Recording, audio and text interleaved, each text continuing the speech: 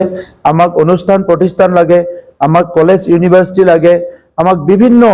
অঞ্চলবিলাকত উন্নয়ন লাগে, দলং লাগে, ৰাস্তা লাগে। কিন্তু ইয়াৰ ওপৰত আমি এটা কথাটো বিচাৰিছোঁ যে ৰাস্তা দলং বনোৱাটো চৰকাৰৰ দায়িত্ব। স্বাধীনতাৰ ৭০ বছৰ ৭৮ বছৰ ৰাস্তা বনাই আছে, শেষ হোৱা নাই, দলং বনাই আছে, শেষ হোৱা নাই। কিন্তু সামাজিকভাৱে চাবলৈ গ'লে যে বিভিন্ন জাতি জনগোষ্ঠীয়ে আজি নিজৰ দেশতে সুৰক্ষিত নহয় বুলি অনুভৱ কৰাটো, এই বিষয়টোকে মূল এজেণ্ডা হিচাপে লৈ আমি অসম এছেম্বলিত আহি আছোঁ। আৰু অসম এছেম্বলিত আহি এইবাৰ UPPLৰ প্ৰত্যেকজন বিধায়ক আমি এটা ষ্ট্ৰং ডিচিশ্যন লৈ আমি আগবাঢ়িম যে সেই জাতি জনগোষ্ঠীৰ ন্যায় প্ৰদান কৰাটো, সেই জাতি জনগোষ্ঠীৰ অধিকাৰ প্ৰদান কৰাটো, সেই জাতি জনগোষ্ঠীৰ চৰকাৰী নীতিৰ আধাৰত তেখেতসকলৰ ভাষা সংস্কৃতি ৰীতি নীতিবিলাক ৰক্ষণাবেক্ষণ দিয়াৰ কাৰণে কাম কৰাটোৱে আমাৰ মূল এজেণ্ডা। আৰু সেইকাৰণে আমি UPPL দলে এতিয়া ক্ষুদ্ৰ ক্ষুদ্ৰ জনগোষ্ঠীবোৰৰ আজি দেখিবলৈ পালে সকলোৰে আমি বন্ধু হৈ পৰিছোঁ, সকলোৰে আমি আপোন হৈ পৰিছোঁ। আৰু এই নিৰ্বাচনত যিখিনি আমি কেম্পেইন কৰিলোঁ, ইয়াত ৰাষ্ট্ৰীয় দলৰ যিবিলাক পৰিৱেশ ইমান ভাল নহয়। কাৰণটো হ'ল তেখেতসকল পাৰ্টিক লৈ বহুত ক্ষোভ আছে। আঞ্চলিক দলবোৰৰ ভিতৰতো বড়োলেণ্ডত আমি চালে তেখেতসকলৰ প্ৰাৰ্থী আৰু পাৰ্টিক লৈ বহুতৰে ক্ষোভ আছে। আৰু সেই ভোটবিলাক আৰু বিবেক ভোটবিলাক ৰাইজৰ যি এটা পজিটিভ চিন্তা লৈ কাম কৰা যি সমাজৰ লোক আছে, সেইসকলৰ ভোটবিলাক চব UPPLত আহি আছে। এইকাৰণে মই অতি বিশ্বাসেৰে মই ক'ব বিচাৰোঁ, এই যি নিৰ্বাচন হ'বলৈ গৈ আছে, এই নিৰ্বাচনত আমি আমাৰ যিখিনি প্ৰচাৰ অভিযান হৈ গ'ল, নিৰ্বাচন হ'বলৈ গৈ আছে, তাত আমি বড়োলেণ্ড অঞ্চলত 15খনৰ ভিতৰত 12খন আসন লৈ বিধানসভালৈ UPPL আহি আছে। আৰু ৰাইজৰ আশীৰ্বাদত আমি বড়োলেণ্ডৰ বাহিৰতো 3টা সমষ্টিত আমাৰ যিহেতু দলৰ স্থিতি আছে, দলৰ আমাৰ কৰ্মকৰ্তা কাৰ্যকৰ্তা আছে, আমি 3টা সমষ্টিত প্ৰাৰ্থী থিয় কৰাইছিলোঁ। আৰু সেই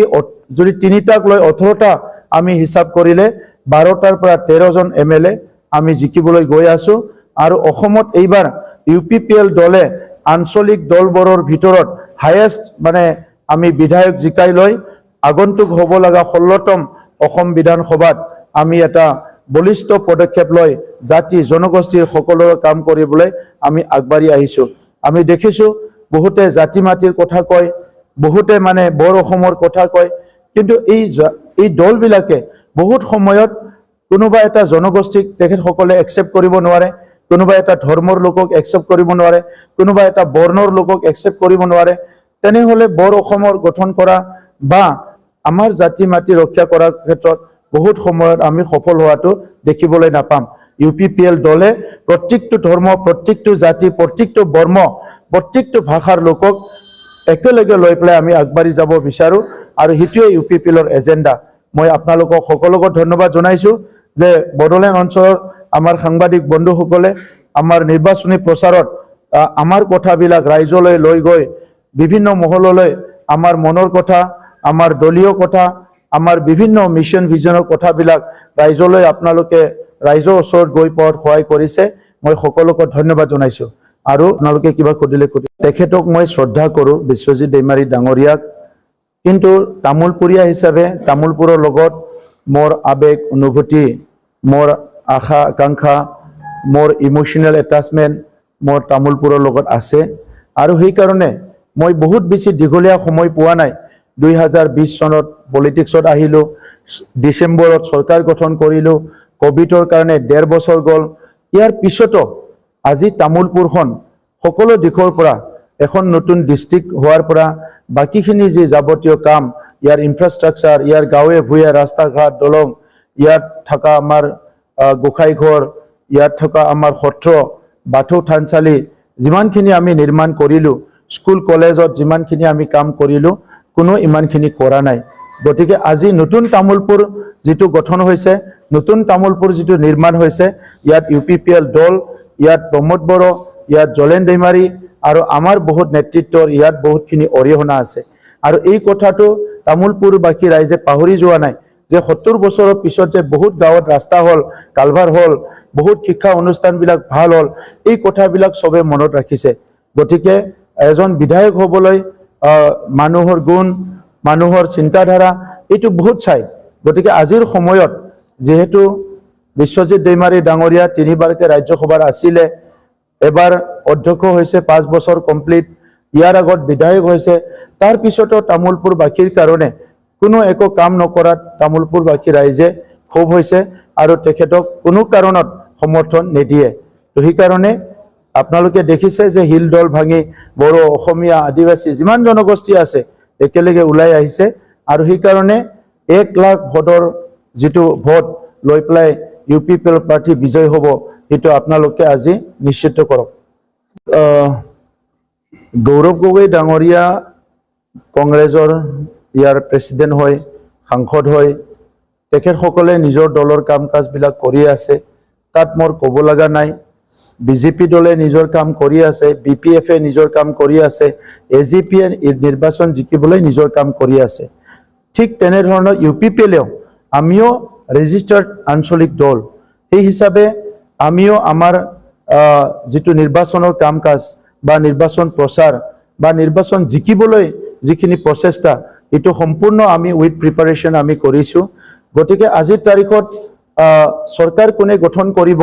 এটো মই ক'ব নিবিচাৰো কিন্তু বড়োলেণ্ড অঞ্চলত যেহেতু মই কাম কৰিছো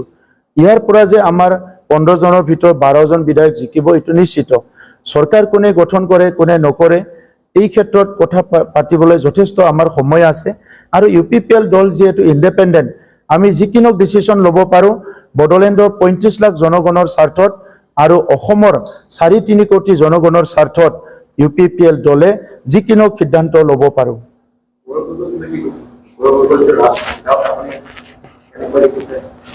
সব ব্যক্তিগতভাৱে মোৰ তেনেকৈ এনালাইসিস কৰিবলৈ কোনো নাই এজন ক্যান্ডিডেট হিচাপে মোৰ পৰা উইচ থাকিল মোৰ তৰফৰ পৰা সবলৈ শুভেচ্ছা থাকিল 126টা আমাৰ যেটো আজি বিধানসভা সেগমেন্ট আছে বা সিট আছে তাত বহুত প্ৰাৰ্থী তেখেতসকলে এই নিৰ্বাচনত কন্টেষ্ট কৰিছে মই প্ৰত্যেক জনলৈ মই শুভেচ্ছা জনাইছো মুখ্যমন্ত্ৰী ডাঙৰীয়াকটো সদায় মই ধন্যবাদ জনালো যে এই কথাটো যে ক'লে যে বাই ইলেকশন হ'ব তাৰ মানে ইলেকশনটো আমি জিকিলো এটো ডিক্লেয়াৰ দিলে কিন্তু ইয়াত বাই ইলেকশন নহয় কাৰণ মই বিধায়ক হ'বলৈ নিৰ্বাচন খেলিছো ৰাজ্যসভাৰ সাংসদ হ'বলৈ নহয় ৰাজ্যসভাৰ সংসদ আমাৰ অঞ্চলৰ কাৰণে বড়োলেণ্ড অঞ্চলৰ কাৰণে আমাৰ দলৰ কাৰণে যেহেতু এটা পাবলৈ আমি সক্ষম হৈছো এটো লৈ থৈ দিছো আৰু ইয়াত কোনোবা নহয় কোনোবা আমাৰে দলৰ বা আমাৰে অঞ্চলৰ কোনোবা দাদা ভাই সকলে জনে দক্ষ আৰু যোগ্য এই ৰাজ্যসভালৈ যাব মই বিধানসভাত গৈ বড়োলেণ্ড অঞ্চলৰ আৰু অসমৰ কাৰণে কাম কৰিম জাতি জনগোষ্ঠীৰ কাৰণে কাম কৰিম অসমৰ 146টা জনগোষ্ঠীৰ ন্যায় আৰু উন্নয়নৰ কাৰণে মই কাম কৰিম এই কাৰণে ইয়াত বিধানসভাৰ ক্ষেত্ৰত কোনো বাই ইলেকশন নহয় ৰাজ্যসভাৰ ক্ষেত্ৰত বাই ইলেকশন হ'ব পাৰে সব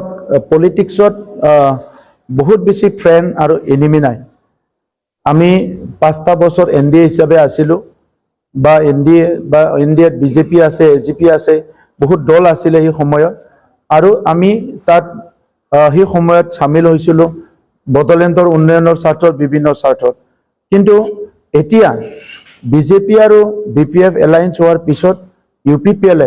আমি অকলে নিৰ্বাচন খেলাৰ কাৰণে সিদ্ধান্ত লৈছো আৰু এই ক্ষেত্ৰত আমাৰ সিদ্ধান্তটো আমি সকলোৰ লগত আলোচনা বিলোচনা কৰি লৈছো গতিকে মই নিৰ্বাচন প্ৰচাৰত গৈহে গম পালো যে আমাৰ সিদ্ধান্তটো সঠিক সিদ্ধান্ত হৈছে আৰু যিদিনা 15 জন আমাৰ ক্যান্ডিডেট ডিক্লেয়াৰ কৰা কমপ্লিট হৈছে বড়োলেণ্ডবাসী ৰাইজে উৎফুল্লিত হৈছে তো এই কাৰণে মই আশা ৰাখো যে আমাৰ দলে বড়োলেণ্ড অঞ্চলত হাইয়েষ্ট আমি সিট পাবলৈ গৈ আছো